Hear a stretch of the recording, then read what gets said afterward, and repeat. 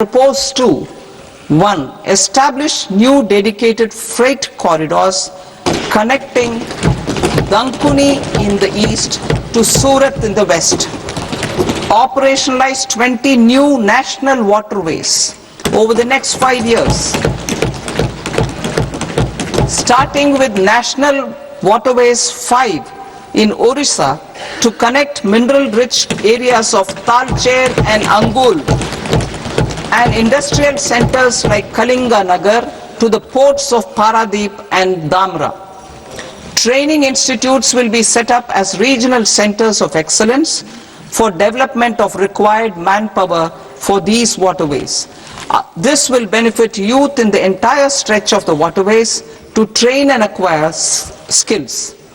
Further, a ship repair ecosystem catering to inland waterways will also be set up at Varanasi and Patna. And C. Launch a coastal cargo promotion scheme for incentivizing a modal shift from rail to road to increase the share of inland waterways and coastal shipping from 6% to 12% by 2047. To enhance last mile and remote connectivity and promote tourism, I propose to give incentives to indigenize manufacturing of seaplanes. A seaplane VGF scheme will be also introduced to provide support for operations. Carbon capture, utilization and storage. Aligning with the roadmap launched in December 2025, the carbon capture,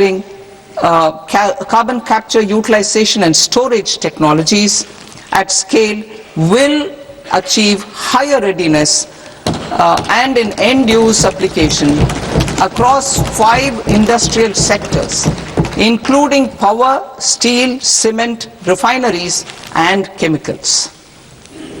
An outlay of 20,000 crore is proposed over the next 5 years for this purpose.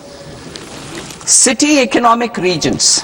Cities are India's engines of growth, innovation and opportunities. We shall now focus on Tier 2, Tier 3 cities and even temple towns which need modern infrastructure and basic amenities. This budget aims to further amplify the potential of cities to deliver the economic power of agglomerations by mapping city economic regions based on their specific growth drivers. An allocation of 5,000 crore per CER over 5 years is proposed for implementing their plans through a challenge mode with a reform-cum-result-based financing mechanism.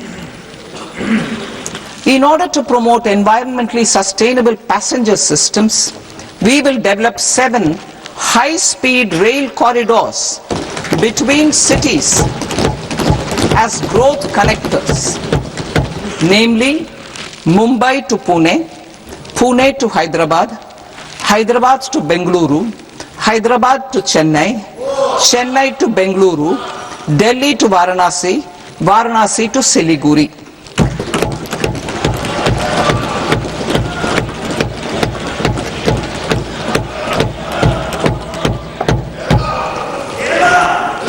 Financial sector.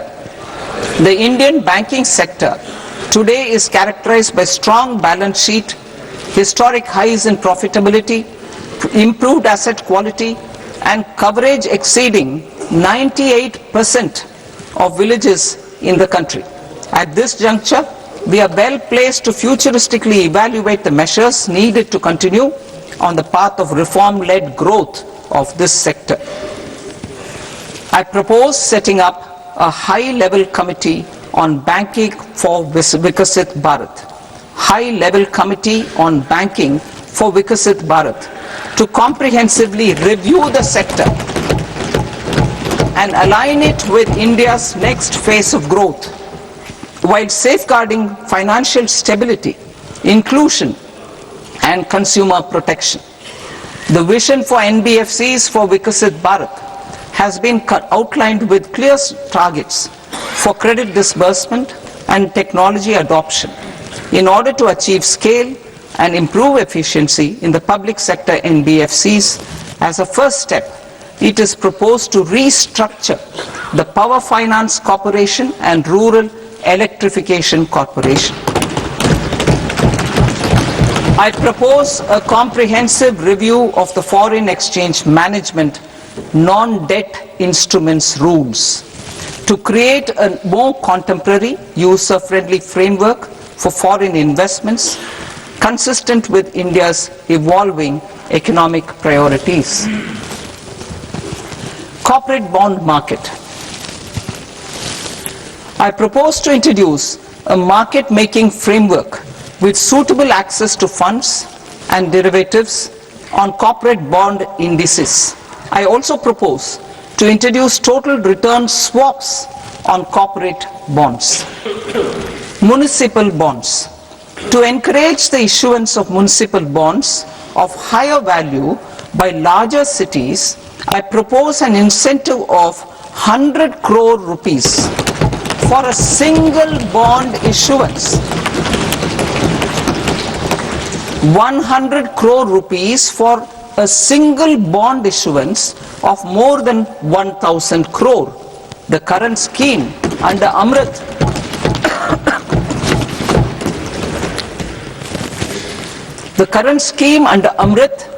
which incentivizes issuances up to 200 crores only, will also continue to support smaller and medium towns.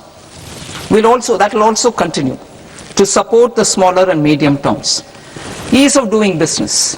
Individual persons resident outside India, PROI, will be permitted to invest in equity instruments of listed Indian companies through the portfolio investment scheme.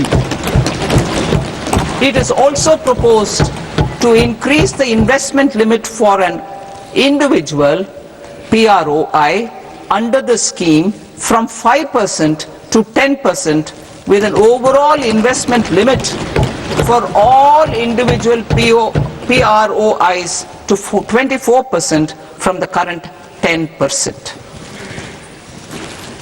Emerging technologies including AI. 21st century is technology driven. Adoption of technology is for the benefit of all people. Farmers in the field, women in STEM, youth keen to upskill, and Divyangjan to access newer opportunities. The government has taken several steps to support new technologies through AI Mission, National Quantum Mission, Anusandhan National Research Fund, and Research and Development and Innovation Fund. Our second kartavya is to fulfill aspirations and build capacities. Close to 25 crore individuals have come out of multi-dimensional poverty through a decade of our government's sustained and reform-oriented efforts.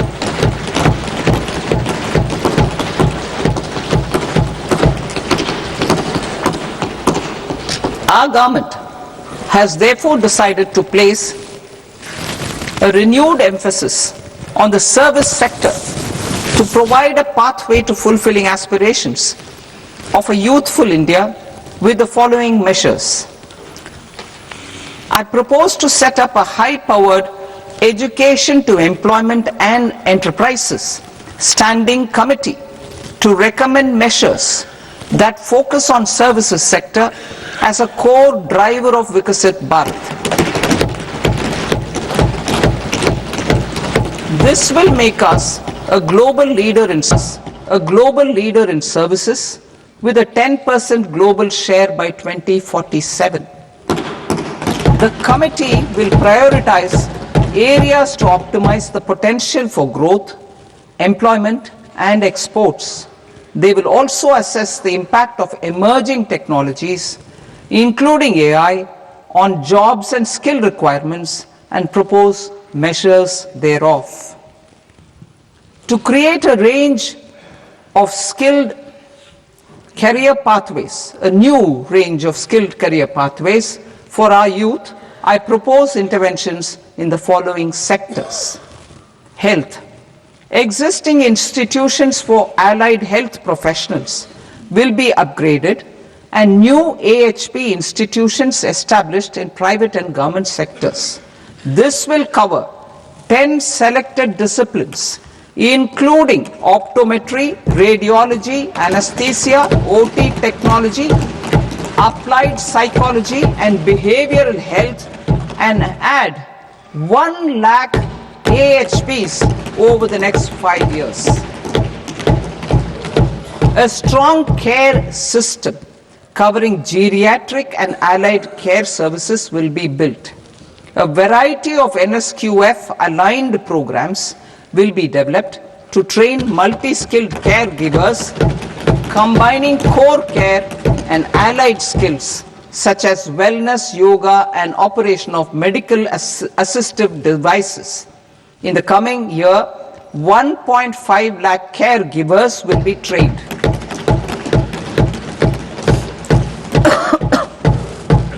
Hubs for medical value tourism.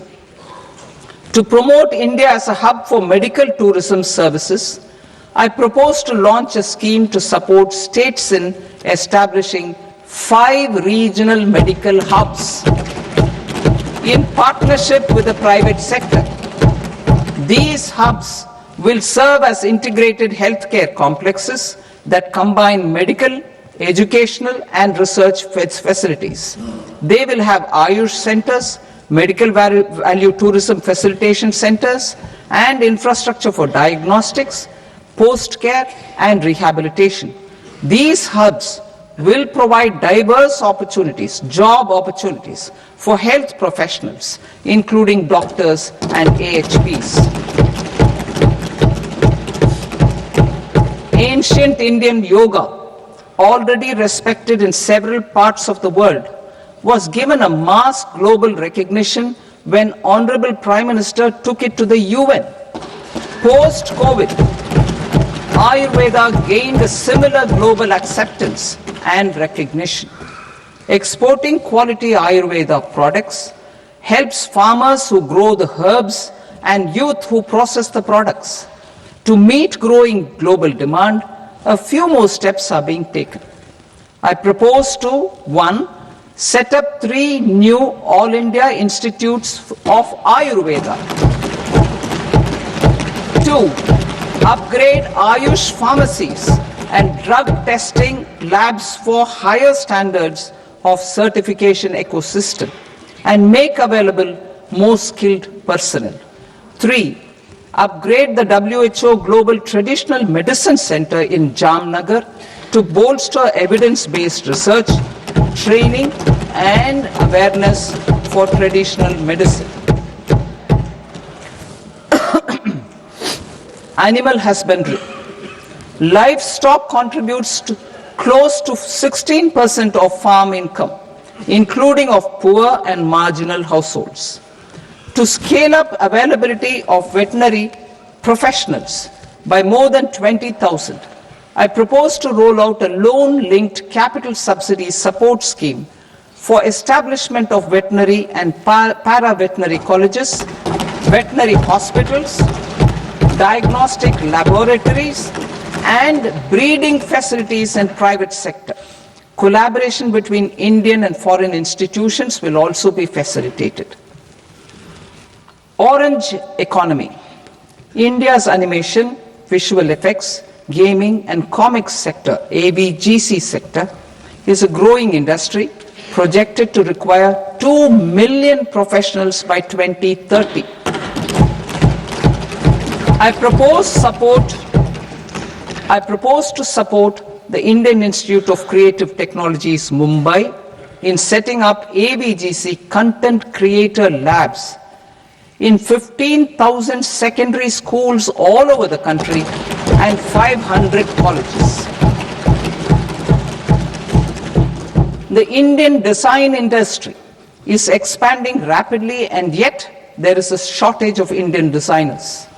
I propose to establish, through Challenge Route, a new National Institute of Design to boost design education and development in the eastern region of India. Education. Our government will support states through challenge route in creating 5 university townships in the vicinity of major industrial and logistics corridors. These planned academic zones will host multiple universities, colleges and research institutions, skill centers and residential complexes. In higher education, STEM institutions, prolonged hours of study and laboratory work pose some challenges for girl students. Through VGF,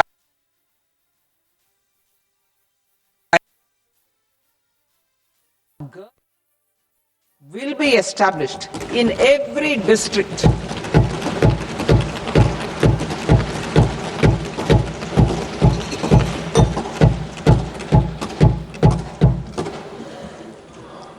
to promote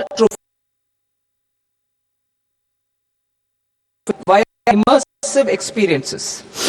4 telescope infrastructure facilities will be set up or upgraded. The National Large Solar Telescope, the National Large Optical Infrared Telescope, the Himalayan Chandra Telescope, and the Cosmos 2 Planetarium. Tourism. The tourism sector has the potential to play a large role in the employment generation, forex earnings, and expanding the local economy. I propose to set up a National Institute of Hospitality by upgrading the existing National Council for Hotel Management and Catering Technology.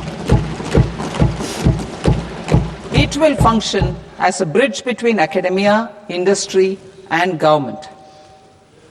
I also propose a pilot scheme for upskilling 10,000 guides in 20 iconic tourist sites through a 2-week training course in hybrid mode in collaboration with the Indian Institute of Management. A national destination digital knowledge grid will be established to digitally document all places of significance, cultural, spiritual, and heritage. This initiative will create a new ecosystem of jobs for local researchers, historians, content creators, and technology partners. India has the potential and opportunity to offer world-class trekking and hiking experience. We will develop ecologically sustainable mountain trails in Himachal Pradesh, Uttarakhand, and Jammu Kashmir. Also in Araku Valley in the Eastern Ghats and Podigai Malai in the Western Ghats. Turtle trails along key nesting sites in the coastal areas of Odisha, Karnataka and Kerala. And 3 bird watching trails along the Pulikat Lake in Andhra Pradesh, Tamil Nadu. It's on the border. Under the visionary leadership of Honorable Prime Minister, we established the International Big Cat Alliance in 2024. This year, India is hosting the first ever Global Big Cat Summit, where heads of governments and ministers from 95 range countries will deliberate on collective strategies for conservation. Heritage and culture tourism. I propose to develop 15 archaeological sites, including Lothal, Dolavira, Rakhigarhi, Adichanallur, Saranath, Hastinapur, and Leh Palace into vibrant experiential cultural destinations. Excavated landscapes will be open to the public through curated walkways. Immersive storytelling skills and technologies will be introduced to help conservation labs, interpretation centers, and guides. The sports sector provides multiple means of employment, skilling, and job opportunities. Taking forward the systematic nurturing of sports talent, which is set in motion through the Khelo India program earlier, I propose to launch a Khelo India mission to transform the sports sector over the next decade. The mission will facilitate an integrated talent development pathway supported by training centers, which are foundational, intermediate, and elite levels. B, systematic development of coaches and support staff. C, integration of sports science and technology. D, competitions and leagues to promote sports culture and provide platforms. And E, development of sports infrastructure for training and competition. Our third Kartavya aligns with our vision of Sabka Saath, Sabka Vikas towards Vikasit Bharat. This requires targeted efforts for 1. Increasing farmer incomes through productivity enhancement and entrepreneurship, with special attention to small and marginal farmers. B. Empowering Divyangjan through access to livelihood opportunities, training, and high-quality assistive devices. C. Empowering the vulnerable to access mental health and trauma care. D. Focus on the Purvodaya states and the Northeast region to accelerate development and employment opportunities. Fisheries. We will undertake initiatives for integrated development of 500 reservoirs and Amrit Sarovars. 2. Strengthen the fisheries value chain in coastal areas and enable market linkages involving startups and women-led groups together with fish farmer producer organizations. Animal husbandry.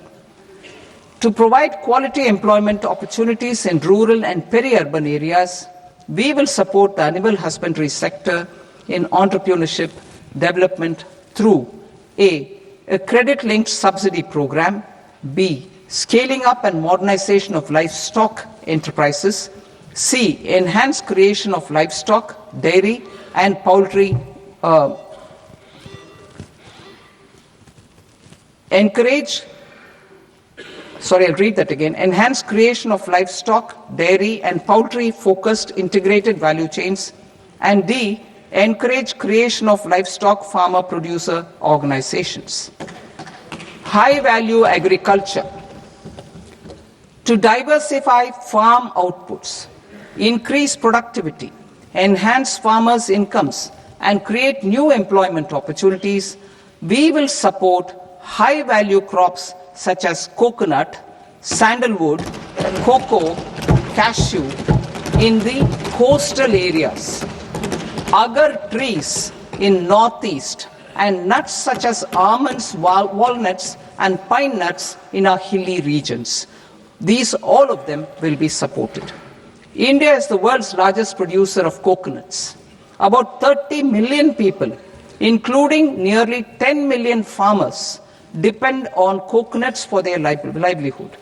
To further enhance competitiveness in coconut production, I propose a coconut promotion scheme to increase production and enhance productivity through various interventions, including replacing and non-productive trees with new saplings or plants or varieties in major coconut growing states.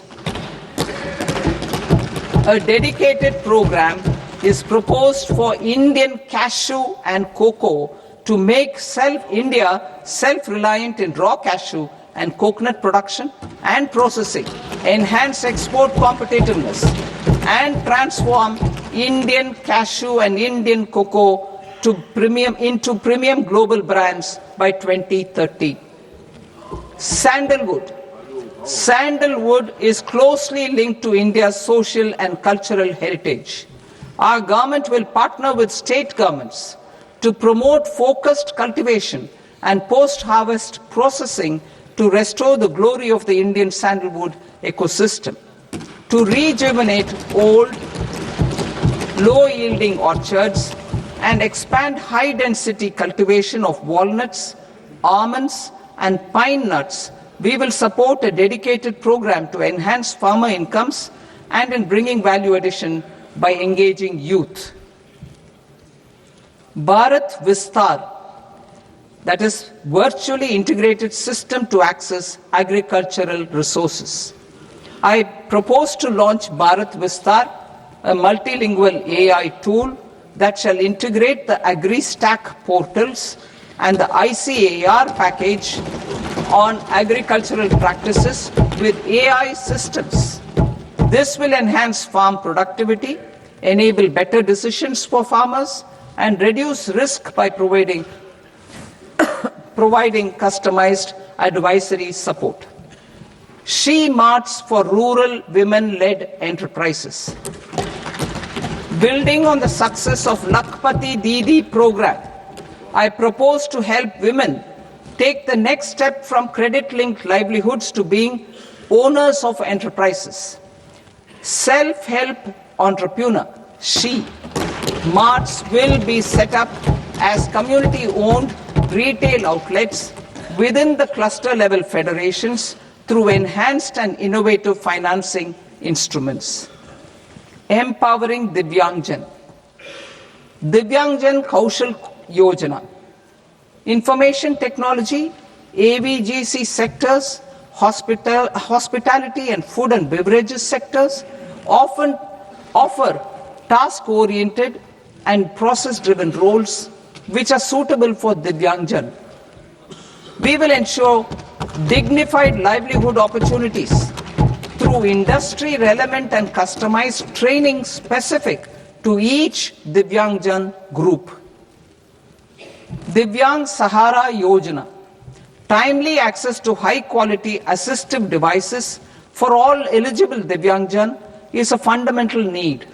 I propose to 1. Support the Artificial Limbs Manufacturing Corporation of India, Alimco, to set up and to scale up production of assistive devices, invest in R&D and AI integration, strengthen PM Divyasha Kendras, and support setting up of assistive technology marts as modern retail style centers where Divyangjan and senior citizens can see, try and purchase assistive products.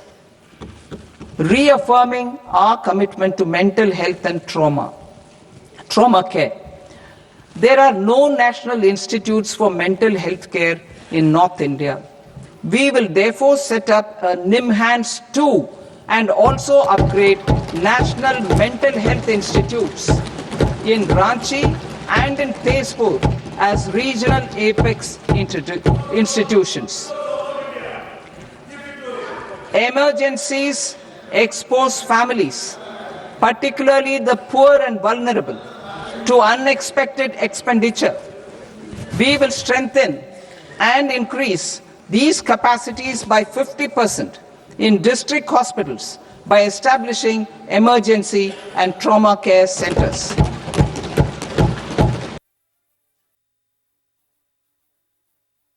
And northeastern regions. Purvodaya.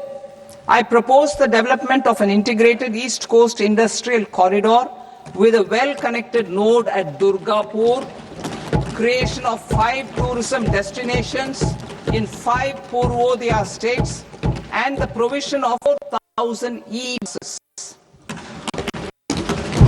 Buddhist sites in northeastern region.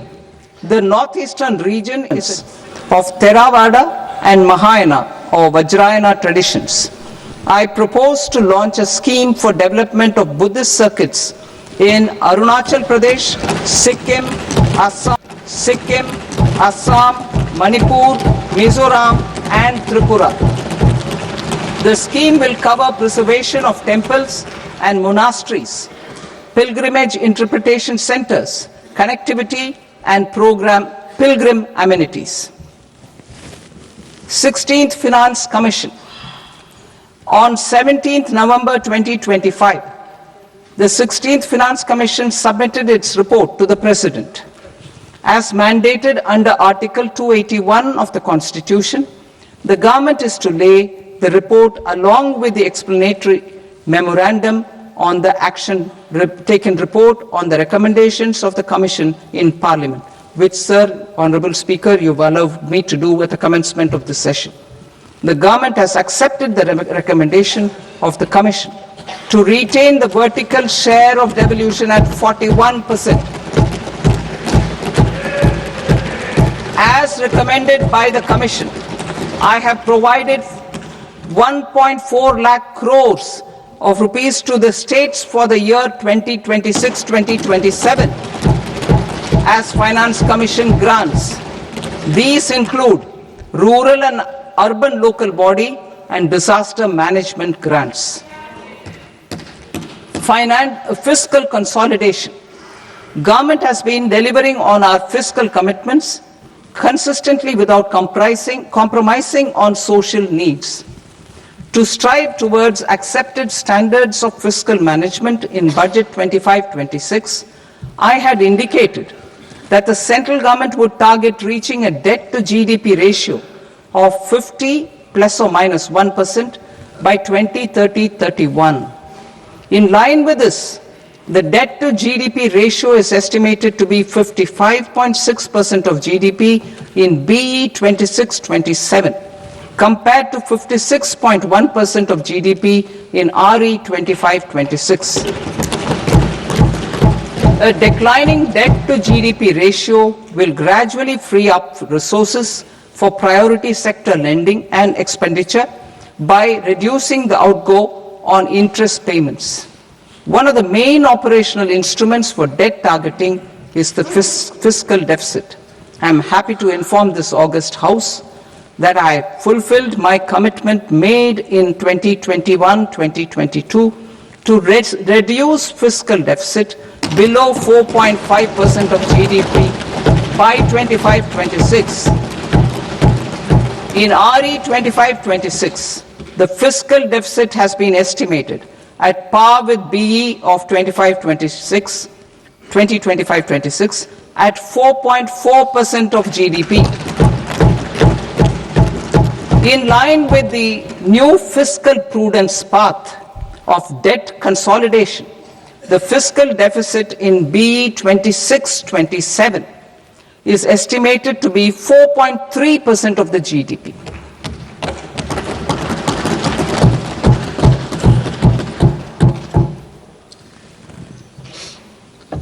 The revised estimates of the non-debt receipts are 34 lakh crore rupees, of which the centre's net tax receipts are 26.7 lakh crore. The revised estimate of the total expenditure is 49.6 lakh crore rupees, of which the capital expenditure is about 11 lakh crores.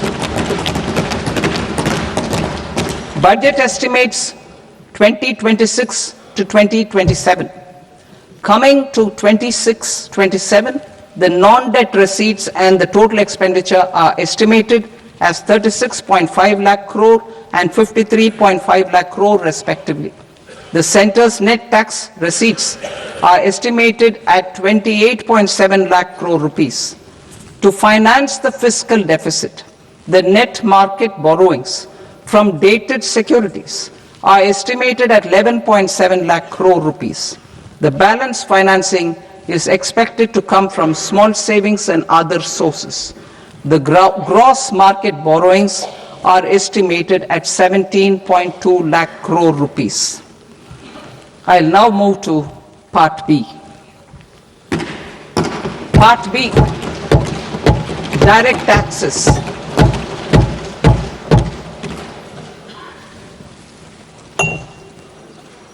Honorable Speaker, sir, I now present my proposals on direct taxes.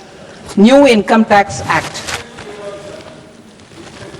In July 2024, I announced a comprehensive review of the Income Tax Act 1961.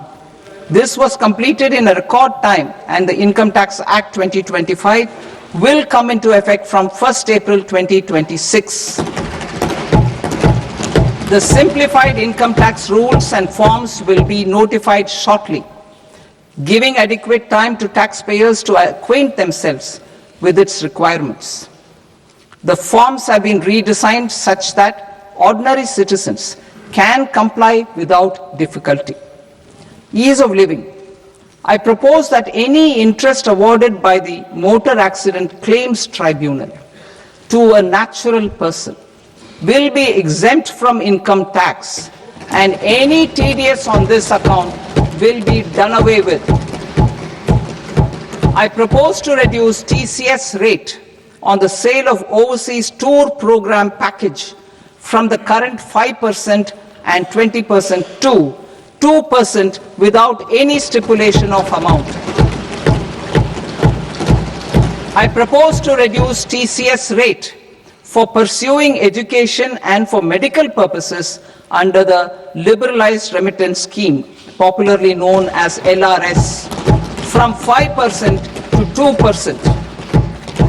Supply of manpower services is proposed to be specifically brought within the ambit of payment to contractors for the purpose of TDS to avoid ambiguity. Thus, TDS on these services will be at the rate of either 1% or 2% only. I propose a scheme for small taxpayers wherein a rule-based automated process will enable obtaining a lower or nil deduction certificate instead of filing an application with the assessing officer. For the use of taxpayer holding securities, to accept Form 15G or Form 15H from the investor and provide it directly to various relevant companies. I propose to extend time available for revising returns from 31st December to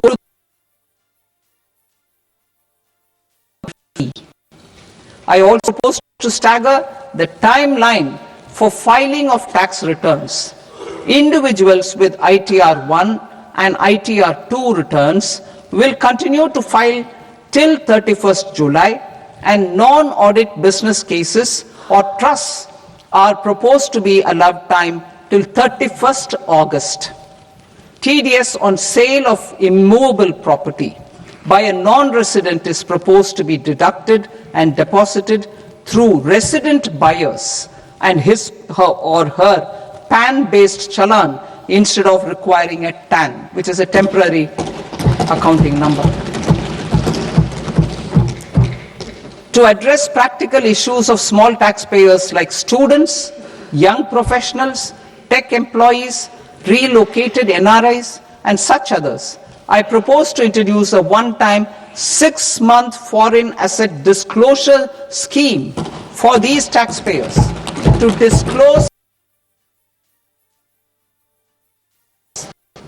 This scheme would be applicable for two categories of taxpayers, namely A, who did not disclose their overseas income or assets, and B, who disclosed their overseas income and or paid due tax but could not declare the asset acquired.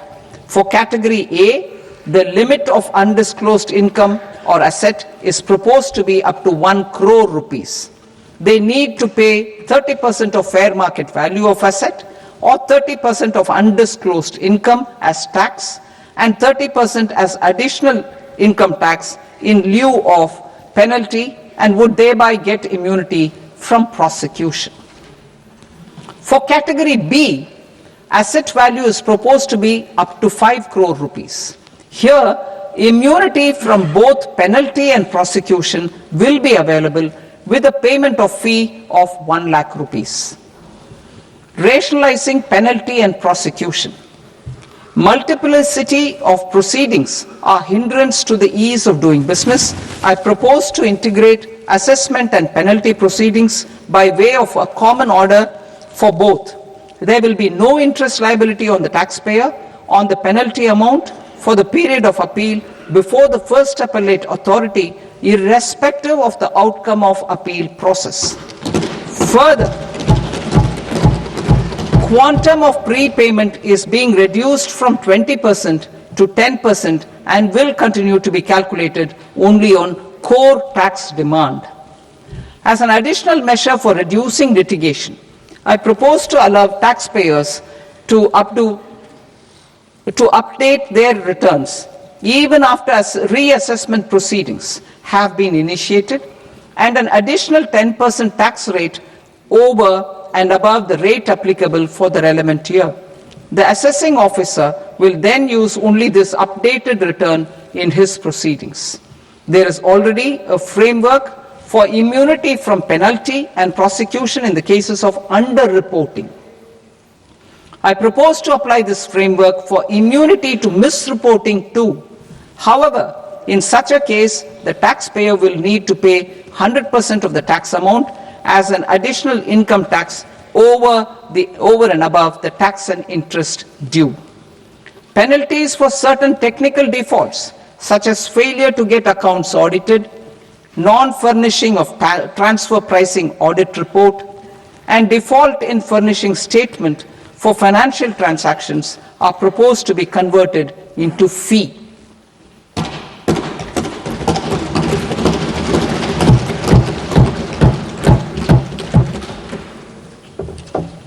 I propose to rationalize prosecution framework under Income Tax Act while maintaining a careful balance for deterrence in some serious offence.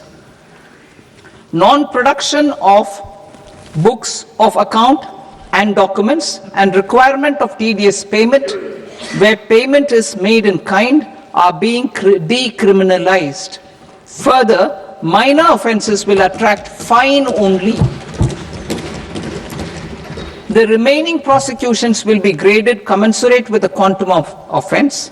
They will entail only simple imprisonment with maximum imprisonment reduced to 2 years and power to courts to convert even those into fines.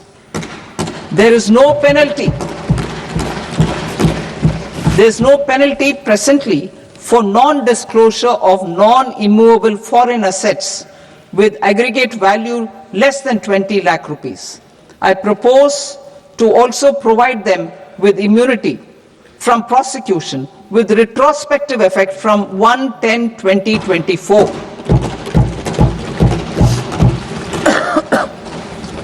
Cooperatives. Deduction is already allowed to a primary cooperative society engaged in supplying milk, oilseeds, fruits or vegetables raised or grown by its members. I propose to extend this deduction to also include supply of cattle feed and cotton seed produced by its members.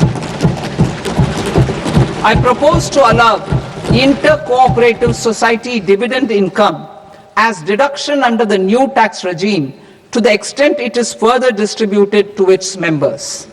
I further propose to allow exemption for a period of 3 years to dividend income received by a notified national cooperative federation on their investments made in companies up to 31/1/2026. This exemption would be allowed only for dividends further distributed to its member cooperatives. Supporting IT sector as India's growth engine. India is a global leader in software development services, IT-enabled services, knowledge process outsourcing services, and contract R&D services relating to software development. These businesses and their segments are quite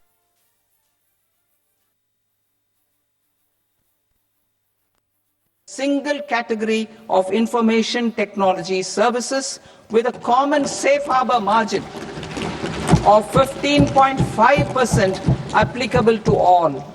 The threshold for availing safe harbor for IT services is being enhanced substantially from 300 crore rupees to 2,000 crore rupees.